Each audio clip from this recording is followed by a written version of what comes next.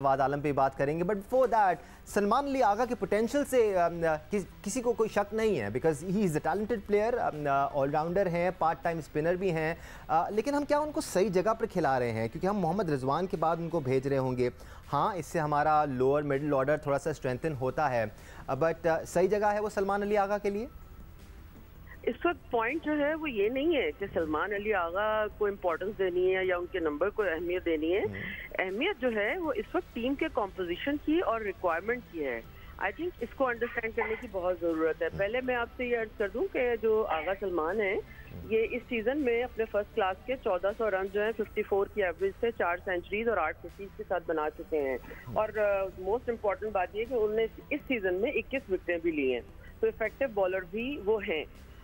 चूंकि ये first class के जो पिछले 2 सीजन हैं इनमें दोनों में उन्होंने हेवीली बल्कि स्कोर किया है, मगर कतई नज़र इसके अगर इस वक्त इनकी कोई ऑफ स्पिनर आपकी टीम में शामिल नहीं है, जो हैरान कुन बात है कि हम श्रीलंका जा रहे हैं, तो इस मजबूरी के तहत इनको खिलाया गया है।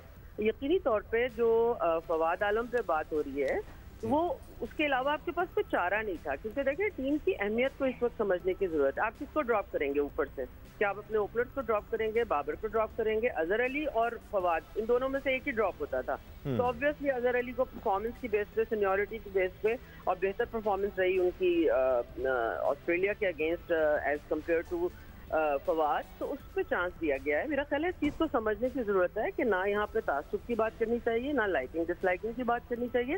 टीम की requirement according to the condition और जिस मुल्क में आप खेल रहे हैं उसके मुताबिक टीम को ये बनाने की कोशिश कीजिए ताकि आपके पास 3 स्पिनर्स की ऑप्शन जो है वो मौजूद रहे।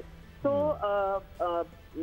मुबारकबाद तो मिलनी चाहिए नौजवान को कि अगर उसको टेस्ट कैप मिली है, वो एक एलीट क्लास में शामिल हो गया है। और जो भी नौजवान हमारे पीछे बैठे हैं, कल भी हमने ये बात की थी कि जैसे मैं समझती हूँ सऊद शकील की बहुत सख्त जरूरत है कि वो टेस्ट खेलें, मगर जाहिर है कि सीनियर जब तक मौजूद हैं, जब तक प्लेस नहीं मिलती कहीं, तो वो मुश्किल हो रही है।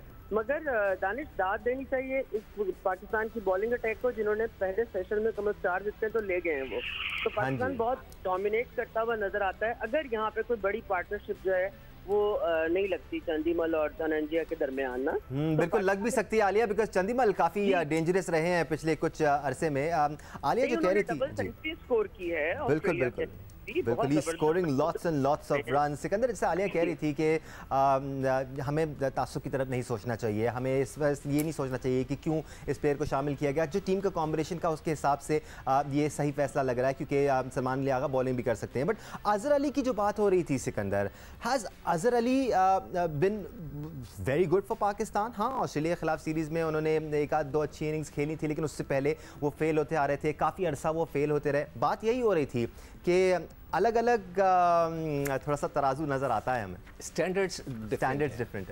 मैं भट्टी साहब की बात को बिल्कुल सेकंड करूंगा कि जो परफॉर्मेंस फवाद की थी उस पर वो ड्रॉप नहीं होना चाहिए था, मगर अगर टीम को बहुत सख्त ज़रूरत थी किसी चेंज की तो आपने चेंज किया, तो फिर ये स्टैंडर्ड्स आप दूसरों के लिए भी रखें कि अगर टीम को ज़रूरत है तो आपका कोई भी ऐसा इंपॉर्टेंट प्लेयर जो आपके रोटी गैंग में हो या आपका दोस्त हो, आप उसको भी बिठाएं, तो फिर हम समझेंगे कि आप you are doing a fair job. मगर यहाँ पर फवाद के साथ थोड़ी सी ज़्यादती हुई है, मगर टीम कॉम्बिनेशन के लिए ज़रूरत भी थी जी। तो मगर जैसे मैं कह रहा हूँ ना, आप दूसरों के साथ भी वही स्टैंडर्ड्स रखें। तो I wish him all the best. देखें, हमारी जो बैटिंग लाइनअप है वो 5 तक है, उसके बाद सारे जो है ऑलराउंडर्स आ जाते हैं। सलमान अली आगा नया है, I wish him all the best. 100 करे, I really hope he plays well. अच्छा टैलेंटेड प्लेयर है और पक्का प्लेयर है, मगर ये कि बैड लक भी तो हो जाती है ना, बिल्कुल हो जाती है। और हमें ये इतना भी मैं आपको बता दूं, खुदा ना करे, अल्लाह ना करे, मेरे मुंह में खाक, अगर वो कहीं फेल हो जाता है इस सीरीज में, फिर वो आपको नजर नहीं आएगा। मैं आपको आज ये लिख के देता हूँ, नहीं, पॉसिबिलिटी है कि नजर भी आए, because he is playing with the right teams. Domestic की अगर हम बात करें, विद द राइट टीम्स। मगर देखो ना, कामरान गुलाम एक लड़का था, जी, उसने कितने रन किए, बहुत रन किए। अब उस बेचारे को ना खिलाया ना कुछ किया, उसको पैकअप कर दिया। नहीं, और कामरान गुलाम इज प्रॉपर टैलेंट, लंबी इनिंग्स खेलने वाला लड़का है। ये चीजें देखते हुए ना दानिश डर लगता है।